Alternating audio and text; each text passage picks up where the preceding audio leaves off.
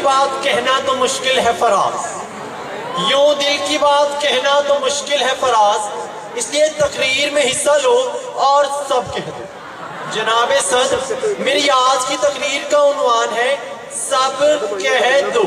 میں جانتا ہوں کہ اگر آج میں نے سب کہہ دیا تو اس پنڈال میں موجود تمام لڑکے اپنی بیلٹیں نکال کر اور تمام لڑکیاں اپنے جوتے اتار کر مجھے لال پیلا کر دیں گے، لیکن جناب والا مجھے اس کی قطعاً پرواہ نہیں، کیونکہ میری آج کی تقریر تو محترم جناب پرنسپل زاہد خورشید لودھی، وائس پرنسپل اکرم طارق اور ہیڈ ماسٹر لیاقت علی صاحب کے نام تو بالکل بھی نہیں، بلکہ میری آج کی تقریر تو اپنا ٹھوس چٹکانا پنجابی لہجہ چھپائے دھیمی دھیمی انگریزی بولنے والے جنابین اساتذہ کے نام ہے۔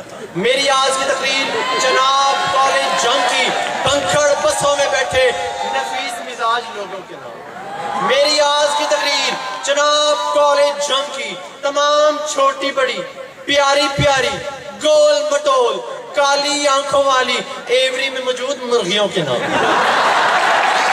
جناب والی، میری آج کی تقریر میرے خود کے بچپن کے نام ہے، جب میری امی کندوریوں سے میرے 3 پیس سوٹ بنایا کرتے ہیں۔ میری آج کی تقریر ان رولتے ہوئے پروکٹرز کے نام ہے، اور معذرت کے ساتھ میری آج کی تقریر ممی ڈیڈی ہیڈ بوائے کے نام ہے۔ جناب صدر، چونکہ سب کہہ دو کا عنوان ہے تو کیوں نہ اپنی آپ ہی بیان کرتا چلوں۔ یہاں سے گھر گیا، در پر دستک دی کہ اندر سے آواز آئی، ابے وہ اچھے باپ کی گندی اولاد۔ میں سمجھ گیا کہ ابا حضور مجھے سے مخاطب۔ جناب والا سر کو جھکائے، آہستہ آہستہ قدم اٹھائے، ان کے سامنے پیش ہو گیا، لیکن انہوں نے کچھ ایسی بات کہی کہ دل باغ باغ ہو گیا۔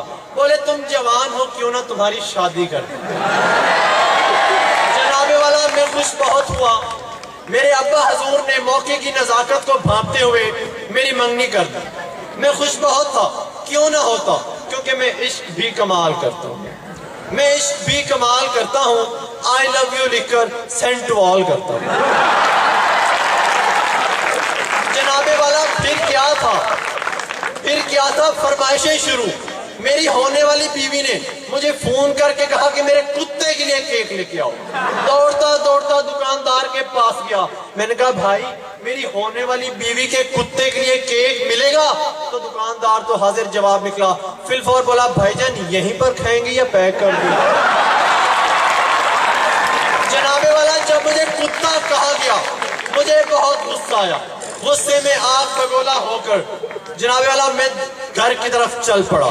گھر پہنچا ہی تھا کہ بیگم کا ایک اور پیغام آج دھمکا، بولی میں پاکستان کے بلند و بالا پہاڑ کیٹو کی چوٹی پر چڑھ جاؤں تو آپ مجھے کیا دے سکتے ہیں؟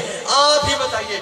ایک ہٹا کٹا نوجوان، نہیں ذرا ٹھہریے، ایک دبلا پتلا حسین و جمیل لڑکا اپنی ہونے والی بیوی کے پرزور فرمائش پر اسے کیا دے سکتا تھا؟ جی میں نے بھی دے ڈالا، حقا جواب۔ جناب والا مشہور کہاوت ہے، مرض بڑھتا گیا جو دوا کی۔ میری شادی کا وقت بھی قریب آتا گیا۔ شادی سے پہلے میں نے اپنے کچھ شادی شدہ دوستوں سے شادی کی تعریف پوچھی تو ایک نے کچھ یوں جواب دیا کہ it is the matter of relationship when cute become کتی and جان become جانی دشمن۔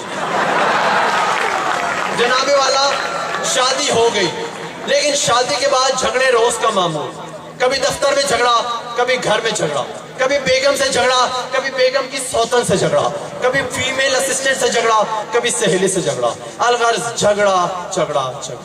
ان جھگڑوں سے تنگ آ کر میں نے انٹرنیٹ کی مدد حاصل کرنا چاہی۔ نیٹ کھولا تو زوم کی مشہوری پڑی سب کہہ دو۔ میں نے بھی دل کی بات کہہ ڈالی کہ ہاؤ ٹو کنٹرول وائف، تو جواب آیا وی آر آلسو سرچنگ۔ جناب والا میری شادی کے بعد مجھے پہلی خوشی تب ہوئی جب میرے ہاں مننے کی پیدائش ہوئی۔ پھر کیا تھا، لیکن وہ جو جوان ہوتا گیا, میری ناک میں دم کرتا گیا. جناب والا اس کی پرورش کی ذمہ داری اس کی ماں نے اٹھائی اور کچھ یوں کی. ایک دفعہ میں گھر گیا, منا میرے پاس آ کر کہتا ہے ابو ابو سانس لینے سے کیا ہوتا ہے؟ میں نے کہا بیٹا سانس لینے سے ہم زندہ رہتے ہیں. تو بولا امی تو کہتی ہیں سانس لینے سے پیٹ اندر باہر ہوتا ہے. جناب صدر پھر کیا تھا, ایک اور دفعہ میرے پاس آ کر کہتا ہے آپ کالا جادو جانتے ہیں؟